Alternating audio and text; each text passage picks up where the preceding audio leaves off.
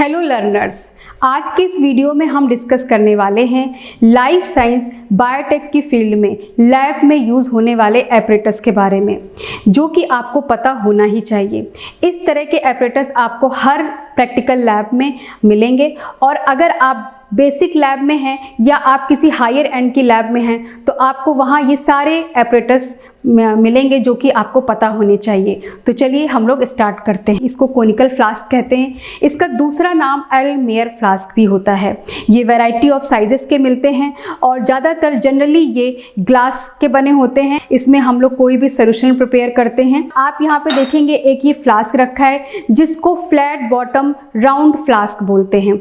ये जनरली जब हम कोई सोल्यूशन बॉयल करते हैं तो बेसिकली ये दो तरह के होते हैं, एक राउंड बॉटल फ्लास्क होता है और दूसरा फ्लैट बॉटम फ्लास्क होता है। तो अगर हमें किसी भी सोल्यूशन को बहुत हाई टेम्परेचर पर बॉयल करना है तो उस कंडीशन में, क्योंकि ये हीट रेजिस्टेंस होता है, जिससे कि क्या होता है कि अगर हम हाई टेम्परेचर पे किसी भी सोल्यूशन को बॉयल करते हैं तो हमारा फ्लास्क टूटने का डर नहीं रहता है। तो इसलिए हम लोग इनको इस यूज़ में करते हैं। या फिर कभी ऐसे सोल्यूशन होते हैं जो कि जिनमें इनफ्लेमेबल होते हैं या वोलेटाइल होते हैं या उनको हम डायरेक्ट मतलब फायर में नहीं हीट कर सकते हैं, तो ऐसे केसेस में हम मेंटल हीटर पर इन फ्लास्क को रख के उस सोल्यूशन को बॉयल करते हैं।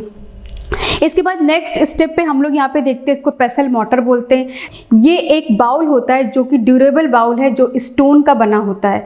इसके बाद इसमें दो कंपोनेंट होते हैं, एक पेसल होता है जो कि क्लब शेप का होता है, दूसरा मोटर होता है। इसमें हम किसी भी सब्सटेंस की मिलिंग या मिक्सिंग करते हैं। पाउडर फॉर्म में अगर हमें बनाना होता है तो हम इसमें मिक्स करते हैं। आपने जनरली बहुत सारे मेडिसिनल शॉप पे ऐसा देखा होगा कि किसी भी ड्रग को ग्राइंड करना है तो ये पेसल मोटर का यूज़ करते हैं। ये पेसल मोटर ग्लास के भी आते हैं। ग्लास के पेसल मोटर हम वहाँ पे यूज़ करते हैं जहाँ पे अगर कोई सपोज़ कोई ऐसा सब्सटेंस है जो कि इस पेसल मोटर में स्टेन छोड़ सकता है, तो इसलिए उसको अवॉइड करने के लिए हम लोग ग्लास पेसल मोटर भी यूज़ करते हैं। वुडन भी होता है, लेकिन जनरली हम देखते हैं कि हमें ये सिरेमिक के पेसल मोटर या स्टोन के पेसल मोटर मिलते हैं। इसके बाद नेक्स्ट हम लोग आते हैं वॉल्यूमेट्रिक फ्लास्क में। ये मेज़र करता है, इसमें अगर हमें कोई सोल्यूशन फिक्स अमाउंट का या एग्जैक्ट अमाउंट का बनाना होता है तो हम वॉल्यूमेट्रिक फ्लास्क का यूज़ करते हैं। इसमें एक मार्क होता है जो कि जैसे सपोज़ कि ये 100 ml का वॉल्यूमेट्रिक फ्लास्क है तो इसमें हम 100 ml का सोल्यूशन ही बना सकते हैं। तो ये क्योंकि एग्जैक्ट अमाउंट के सोल्यूशन अगर हमें बनाने होते हैं तो वॉल्यूमेट्रिक फ्लास्क का यूज़ करते हैं। और इनके भी रेंज होते हैं 25, 50 ml या फिर 100 ml, 250 ml, 500 ml, 1 लीटर, इस तरह से इसकी रेंज मिलती है। ये ग्लास के बने होते हैं। इसके बाद नेक्स्ट हम लोग आते हैं मेजरिंग सिलेंडर पे। ये मेजरिंग सिलेंडर ये ग्रेजुएटेड होता है। इसमें आप अगर देखेंगे तो क्या होता है कि मार्किंग होती है। अगर हमें किसी सोल्यूशन को मेज़र करना होता है तो उस केस में हम लोग क्या करते हैं, इस मेजरिंग सिलेंडर को यूज़ करते हैं। इस मेजरिंग सिलेंडर की भी कई वैरायटीज़ होती हैं और ये कई फॉर्म में मिलते हैं, जैसे कि प्लास्टिक के भी मिलेंगे और आपको ग्लास के भी मिलेंगे। तो इसमें सपोज़ 10 ml से लेके आप 100 ml, 10, 50, 100 या फिर आपको 500 ml, 1 लीटर तक के मेजरिंग सिलेंडर मिलते हैं। इनकी जो मार्किंग होती है वो बिल्कुल कैलिब्रेटेड होती है, एग्जैक्ट होती है। तो इसलिए जब हमें कोई भी सोल्यूशन बनाना होता है तो हम लोग मेजरिंग सिलेंडर का यूज़ करते हैं। इसके बाद नेक्स्ट हम लोग आते हैं इस बीकर पे। ये बीकर जो है, इसको बीकर इसलिए कहा गया क्योंकि इस पर स्पाउट लाइक स्ट्रक्चर या बीक बना होता है और इनमें मार्किंग आप देख रहे हैं, लेकिन इनकी मार्किंग कैलिब्रेटेड नहीं होती है। ये मीन्स कि एग्जैक्ट नहीं होती। तो हमें इनकी मार्किंग पर कभी भी बिलीव नहीं करना चाहिए। हमें हमेशा कोई भी सोल्यूशन बनाना है बीकर में तो हम इस मेजरिंग सिलेंडर का यूज़ करेंगे, इसके थ्रू ही बनाएंगे। तो ये सिंपल नॉन ग्रेजुएटेड भी मिलते हैं, ग्रेजुएटेड भी मिलते हैं और कई रेंज के मिलते हैं। कई मतलब मटेरियल से बने होते हैं, ग्लास के बने होते हैं, प्लास्टिक्स के होते हैं, स्टेनलेस स्टील के होते हैं, डिफरेंट वैरायटीज़ के होते हैं। इसके बाद नेक्स्ट हम लोग आते हैं, ये हमारा पेट्री डिश है, जो कि आपने देखा होगा। ये एक सेट ऑफ डिश, सपोज कि दो पेट्री डिश के एक सेट को हम लोग पेट्री प्लेट बोलते हैं। ये पेट्री प्लेट पर एक फिटेड लिड होता है। ये देखिए यहाँ पे लिड इस तरह से फिट हो रहा है, ये लिड होता है। और यहाँ ये एक शैलो प्लेट होती है, जिसमें कि हम लोग जब कोई भी माइक्रोबायोलॉजी या माइक्रोबियल वर्क करते हैं, तो जब हमें कल्चर करना होता है, बैक्टीरिया का प्लेट कल्चर करना होता है, तो हम इस तरह की प्लेट का यूज़ करते हैं। तो ये भी कई रेंज की होती हैं, कई मटेरियल्स की बने होते हैं, जैसे कि ये ग्लास की बनी है, इसके साथ साथ पॉलीस्टायरीन की भी बने होते हैं, पॉलीकार्बोनेट के भी बने होते हैं। तो इस तरह से डिफरेंट मीन्स फॉर्म में भी आते हैं और डिफरेंट साइज़ के भी आते हैं। जैसे कि यहाँ पे आप देख सकते हैं कि बहुत बड़ा सा पेट्री डिश रखा हुआ है। यहाँ पे ये देखिए, ये बड़ा सा पेट्री डिश है। तो इस तरीके से ये पेट्री डिश जो कि माइक्रोबियल लैब में यूज़ होता है। इसके बाद यहाँ पे आप देख रहे हैं, ये थर्मामीटर है। आप जनरली जब हम घर में रहते हैं तो हमें पता है कि ह्यूमन टेम्परेचर को मेज़र करने के लिए जो थर्मामीटर होता है, इसको लेकिन लैब थर्मामीटर कहते हैं। इस थर्मामीटर की रेंज क्या होती है, -10 डिग्री से लेकर 110 डिग्री तक होती है। अगर हमें किसी भी केमिकल का बॉइलिंग या फ्रीजिंग पॉइंट देखना है तो हम इस थर्मामीटर का यूज़ करेंगे। या सपोज आप कोई एंजाइमेटिक रिएक्शन करें और वहाँ पे आपको टेम्परेचर मेंटेन करना है ड्यूरिंग द इंक्यूबेशन, तो आप उस समय इस थर्मामीटर का यूज़ कर सकते हैं। इसके बाद नेक्स्ट हम लोग देखते हैं कि ये स्प्रेडर है। ये स्प्रेडर का मतलब कि जब आप कोई भी माइक्रोबियल वर्क कर रहे हैं, आपने सपोज कोई सॉइल सैंपल आपके पास है और आपको कल्चर करना है, उससे बैक्टीरिया आइसोलेट करना है, तो आप उस सॉइल सैंपल का अमाउंट पेट्री डिश पे डालेंगे और उसको स्प्रेड करने के लिए इसको हम लोग यूज़ करते हैं। तो सपोज हमने कोई भी अपनी प्लेट बनाई होती है, तो उस प्लेट में हम इस तरह से कल्चर को स्प्रेड करते हैं, तो इसको स्प्रेडर बोलते हैं। इसके बाद नेक्स्ट हम लोग बात करते हैं इनोकुलेटिंग लूप की। ये इनोकुलेटिंग लूप है जिसमें नाइट्रॉन वायर लगा होता है, एक इसमें लूप होती है। ये लूप के भी कई साइजेस होते हैं। इस लूप में ही हम क्या करते हैं, इनोकुलेटिंग, जो भी हमें बैक्टीरिया इनोकुलेट करना है वो हम मदर कल्चर लेते हैं और इसी के थ्रू हम इनोकुलेट करते हैं। तो जब माइक्रोबायोलॉजी में आप माइक्रोबियल एक्सपेरिमेंट करते हैं या बैक्टीरिया का कल्चर करते हैं, तो आप इस इनोकुलेटिंग लूप का यूज़ करते हैं। इसको स्टरलाइज हम लोग फ्लेम स्टरलाइजेशन के थ्रू करते हैं। इसके बाद नेक्स्ट ये टेस्ट ट्यूब है। ये तो आपने जब फर्स्ट आप किसी भी लैब में या जब भी आप साइंस के फील्ड में आए होंगे तो टेस्ट ट्यूब का तो नाम आप जानते ही हैं। ये टेस्ट ट्यूब है, ये कई लेंस के होते हैं, कई इसमें विथ होते हैं। वाइडन टेस्ट ट्यूब भी होते हैं जो कि कल्चर टेस्ट ट्यूब भी बोलते हैं, और वेरियस टाइप के एक्सपेरिमेंट करने के लिए हम लोग इन टेस्ट ट्यूब का यूज़ करते हैं। प्लास्टिक्स टेस्ट ट्यूब भी होते हैं, ग्लास टेस्ट ट्यूब भी होते हैं, माइक्रो फॉर्म में भी होते हैं, बड़े साइज़ के भी होते हैं। इसके बाद यहाँ पे ये देखिए, ये है टेस्ट ट्यूब होल्डर। जब हमें कोई भी सब्सटेंस या सॉल्यूशन या केमिकल हमें हीट करना होता है, तो हम इस टेस्ट ट्यूब को इसमें होल्ड करके इस होल्डर का यूज़ करते हैं, और इस तरीके से टेस्ट ट्यूब को होल्ड करके हम इजीली इसको हीट कर सकते हैं। तो ये टेस्ट ट्यूब होल्डर का काम है। इसके बाद नेक्स्ट हम लोग आते हैं टोंग पे। ये टोंग क्या है कि ये होल्ड करने के लिए वेरियस आर्टिकल्स होते हैं। जैसे कि आपको कोई भी चीज़ पकड़नी है, होल्ड करनी है, तो आप होल्ड करने के लिए इसको यूज़ करेंगे। इसके भी ये कई मीन्स मटेरियल के बने होते हैं, और जो ये मटेरियल इसमें यूज़ किया जाता है वो देखा जाता है कि वो हीट रेजिस्टेंस हो। उससे क्या हो कि अगर हम इसको पकड़े तो हमारा हाथ ना जले, तो इस तरह के मटेरियल यूज़ किए जाते हैं। ये आपको स्टेनलेस स्टील का भी मिलेगा, नायलॉन का भी मिलता है, और भी कई मटेरियल्स के ये अवेलेबल होते हैं। इसके बाद नेक्स्ट हम लोग आते हैं, यहाँ पे आप देख सकते हैं कि ये एक स्टेनलेस स्टील का स्पैचुला है। स्पैचुला जब आप कोई भी केमिकल को आपको वे करना है, तो उस समय उस केमिकल को आपको बॉक्स से निकाल के आप जहाँ वे करें वहाँ डालना है, तो उसके लिए हम लोग इस स्पैचुला का यूज़ कर सकते हैं। दोनों साइड से हम इसका यूज़ कर सकते हैं।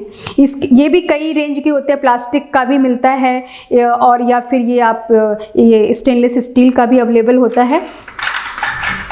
इसके बाद नेक्स्ट जो हम लोग बात करेंगे ये है होमोजेनाइज़र। होमोजेनाइज़र यूज़ होता है कि सपोज़ आपके पास कोई टिश्यू सैंपल है और उससे आपको कुछ पर्टिकुलर वर्क करना है, तो आपको सबसे फर्स्ट स्टेप, जैसे आप कोई टिश्यू आपके पास है, आपको उस टिश्यू को क्रश करना, उसको ग्राइंड करना, और स्मॉल अमाउंट है, तो उस स्मॉल अमाउंट को आप उस टिश्यू को, सपोज एनिमल टिश्यू है तो आप इसमें डालेंगे और उसको होमोजेनाइज करेंगे, ग्राइंड करेंगे, तो वो एक क्या बन जाएगा, पेस्ट लाइक स्ट्रक्चर बन जाएगा, या स्लरी टाइप का बन जाएगा, और फिर आगे के जो भी प्रोसीजर हैं, अगर हमें DNA आइसोलेट करना है एनिमल से तो हम फर्स्ट स्टेप होमोजेनाइज करते हैं टिश्यू को, या फिर आपको कोई सब्सटेंस आइसोलेट करना है, प्रोटीन आइसोलेट करना है, तो आप फर्स्ट स्टेप होमोजेनाइज करेंगे। अगर स्मॉल अमाउंट टिश्यू है तो हम लोग वो काम इसमें करते हैं। इसके बाद नेक्स्ट हम लोग आते हैं फनल। फनल आपको पता है कि एक वाइडन एरिया होता है, एक नैरो एंड होता है। जब एक सब्सटेंस को हमें दूसरे मतलब एक एपरेटस से दूसरे एपरेटस में पोर करना होता है तो ईजी रहे, हम बहुत आराम से कर पाएँ, हैंडी रहे, इसलिए हम लोग क्या करते हैं, ये वाइडन माउथ में अपना जो भी केमिकल है डालते हैं और वो धीरे से नीचे आके दूसरे एपरेटस में चला जाता है। तो इसका हम लोग यूज़ करते हैं। या हमें कोई फिल्ट्रेट करना है, हमारे पास कोई सोल्यूशन है जिससे हमें पैलेट और सुपरनेटेंट को सेपरेट करना है, तो ऐसे केस में हम लोग फिल्टर करने के लिए इस फनल का यूज़ करते हैं, और उस समय हम इसके ऊपर एक फिल्टर पेपर लगा देते हैं। इसके बाद नेक्स्ट स्टेप पे ये ग्लास रॉड है, इसको स्टर भी बोलते हैं, रॉड स्टर। ये सॉलिड ग्लास का बना होता है। इसका यूज़ ये है कि अगर आपको केमिकल की मिक्सिंग करनी है, किसी सॉल्वेंट का आप सोल्यूशन बना रहे हैं, तो आप उस मिक्सिंग के लिए इस ग्लास रॉड का यूज़ कर सकते हैं।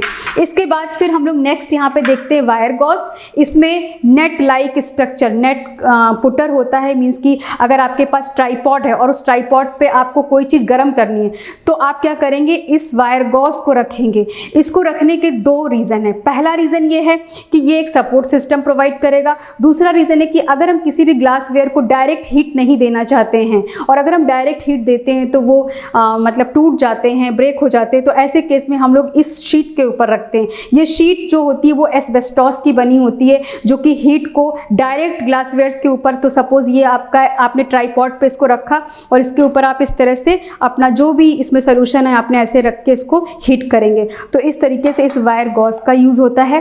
इसके बाद नेक्स्ट ये हमारा वॉश बॉटल है। जब हम वॉशिंग करते हैं या फिर हमें जब कोई भी केमिकल बनाना है तो हम अपना डिस्टिल वाटर वॉश बॉटल में भर के रखते हैं, जो कि स्क्वीज़ बॉटल भी हम इसको बोलते हैं। इस बॉटल के थ्रू हम लोग वाटर को मतलब हैंडल कर सकते हैं कि हमें कितना अमाउंट चाहिए, तो हम इस वॉश बॉटल का यूज़ करते हैं। नेक्स्ट हम लोग बात करते हैं रिएजेंट बॉटल की। ये रिएजेंट बॉटल भी ग्लास बॉटल होते हैं। इन बॉटल्स में हम लोग केमिकल्स को या रिएजेंट को या सोल्यूशन को स्टोर करके रखते हैं। इन बॉटल्स में कई डिफरेंट कलर होते हैं, जैसे कि अंबर कलर या फिर ब्राउन कलर या रेड कलर। ऐसा इसलिए होता है क्योंकि कुछ केमिकल्स हमारे ऐसे होते हैं जो कि लाइट सेंसिटिव होते हैं, तो ऐसे केस में हम लोग उन कलर्ड बॉटल में उनको स्टोर करके रखते हैं।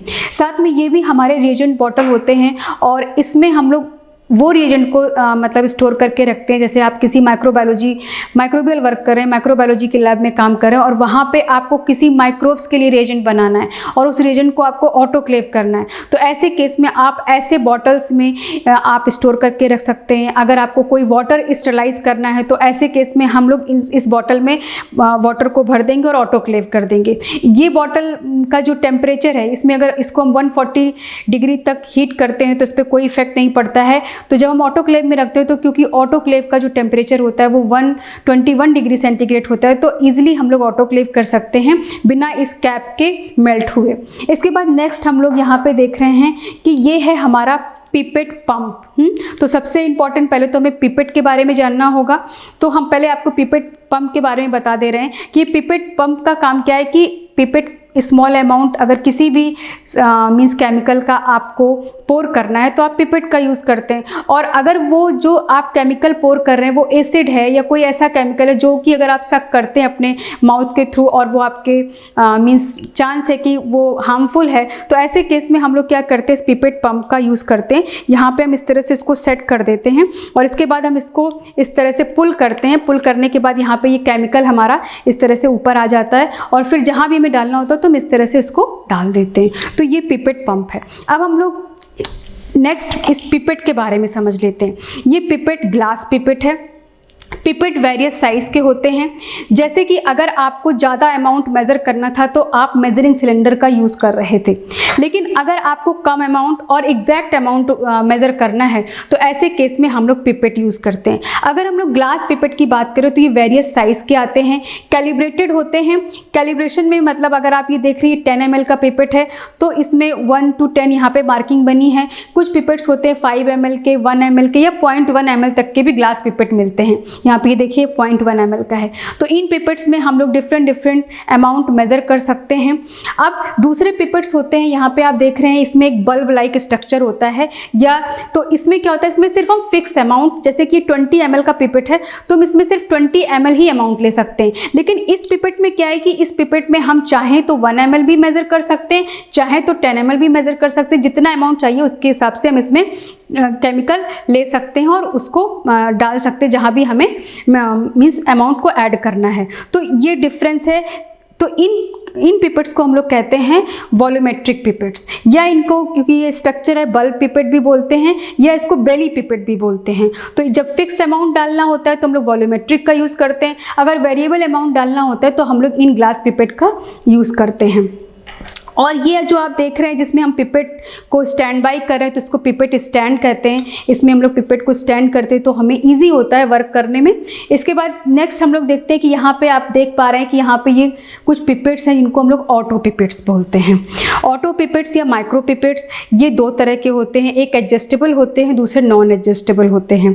कहने का मतलब ये है कि वेरिएबल कहिए या नॉन वेरिएबल कहिए। वेरिएबल का मतलब कि जिसमें हम डिफरेंट अमाउंट सेट कर सकते हैं। तो जैसे आप यहाँ पे देख रहे हैं कि ये पिपेट का वॉल्यूम रेंज दिया हुआ है 10 से 100 माइक्रोलीटर। तो इस पिपेट में आपको अगर 10 चाहिए तो 10 भी ले सकते हैं, 100 चाहिए तो 100 भी ले सकते हैं, 50 चाहिए तो 50 भी ले सकते हैं। जो भी इस रेंज में, मतलब कि 10 माइक्रोलीटर से लेके 100 माइक्रोलीटर के रेंज का कोई भी वॉल्यूम लेना है तो आप इस पिपेट से ले सकते हैं। इसी तरीके से तो ये क्या होगी, एडजस्टेबल या वेरिएबल पिपेट हो गई। और इसी में एक पिपेट ऐसी होती है जिसमें कि जैसे सपोज फिक्स है तो उसमें अगर 1 ml है तो आप सिर्फ 1 ml ही ले सकते हैं, 1 ml से कम नहीं ले सकते हैं। अगर वो 100 माइक्रोलीटर की है तो आप उसमें सिर्फ 100 माइक्रोलीटर ले सकते हैं, उससे ना ज़्यादा ले सकते हैं ना कम ले सकते हैं। तो वो नॉन एडजस्टेबल या नॉन वेरिएबल होती है। तो इस तरीके से ये ऑटो पिपेट्स या माइक्रो पिपेट्स होते हैं। ये ईजी होता है, हैंडी होते हैं, हम ईजिली अपना, क्योंकि ये इसमें हमें बहुत प्रैक्टिस चाहिए होती है और इसमें हम लोग एक बार सीख जाते हैं तो यहाँ पे हम लोग इस तरह से इन पिपेट्स को यूज़ कर पाते हैं। इसके बाद यहाँ पे ये पिपेट्स हो गए। इसके बाद यहाँ पे आप देख रहे हैं कि ये एक ब्यूरेट स्टैंड है। ये देखिए स्टैंड बाई, ये मेटालिक का बना होता है, मेटल मटेरियल होता है। यहाँ पे ये एक क्लैंप दिख रहा है, ये क्लैंप स्ट्रक्चर। यहाँ पे हम लोग ब्यूरेट डालते हैं। ब्यूरेट क्या होता है, ब्यूरेट एक ग्लास ट्यूब होती है जो कि ग्रेजुएटेड होती है। जब हमें किसी भी एसिड का स्ट्रेंथ पता करना है या किसी भी केमिकल का टाइट्रेशन करना है, जब हम जैसे सपोज एसिड की स्ट्रेंथ पता करते हैं, मोलरिटी पता करते हैं, तो उस केस में हम लोग क्या करते हैं कि टाइट्रेशन करते हैं। जो टाइट्रेशन कर रहे हैं तो उसमें हम लोग ब्यूरेट जो होता है उसमें बेस भरते हैं और उस ब्यूरेट को हम लोग इस क्लैंप में लगाते हैं। तो इसमें 2 स्क्रू होते हैं। एक स्क्रू क्या करता है, इस जो ये आपको रॉड लाइक स्ट्रक्चर दिख रहा है इसको होल्ड करके रखता है, और दूसरा जो स्क्रू होता है वो ब्यूरेट को होल्ड करके रखता है। और उस ब्यूरेट में हम बेस भरते हैं और फ्लास्क में हम लोग अपना एसिड लेते हैं और फिर उसके बाद उसमें ड्रॉप बाय ड्रॉप डालते हैं। उस ब्यूरेट में एक टर्निंग प्लग होता है या स्टॉप कॉक होती है जिसके थ्रू हम उसको ऑन ऑफ कर सकते हैं और इस तरह से वो टाइट्रेशन करने में यूज़ होता है। तो ये होता है हमारा ब्यूरेट स्टैंड। इसके बाद आप यहाँ पे देख रहे हैं ये फ्रैक्शनल वेट है। अगर कोई भी वेट, जैसे आप जब फिजिकल बैलेंस यूज़ करते हैं तो वहाँ पे या तो आपको वेट मिलता है, वेट मीन्स ग्राम में वेट होते हैं, तो मिनिमम जो ग्राम में वेट होता है वो 1 ग्राम होता है। अब 1 ग्राम के नीचे अगर हम आएंगे तो मिलीग्राम में हमें जाना पड़ेगा। तो जब हमें 1 ग्राम से नीचे वे करना होता है तो हम लोग क्या करते हैं, इन फ्रैक्शनल वेट का यूज़ करते हैं। यहाँ पे आप देख सकते हैं इसमें बहुत सारे वेट रखे हुए हैं और इसमें जैसे कि 500 मिलीग्राम का, 200 मिलीग्राम का, और साथ में ये एक इसमें राइडर होता है। इस राइडर का यूज़ क्या है कि अगर आपको फिजिकल बैलेंस में 1 मिलीग्राम से लेके 10 मिलीग्राम के बीच में वेट करना होता है तो हम लोग इस राइडर को रखते हैं और इससे यूज़ करते हैं। तो ये फ्रैक्शनल वेट हो गया। इसके बाद नेक्स्ट हम लोग देखते हैं कि यहाँ पे ये डहरम ट्यूब्स है।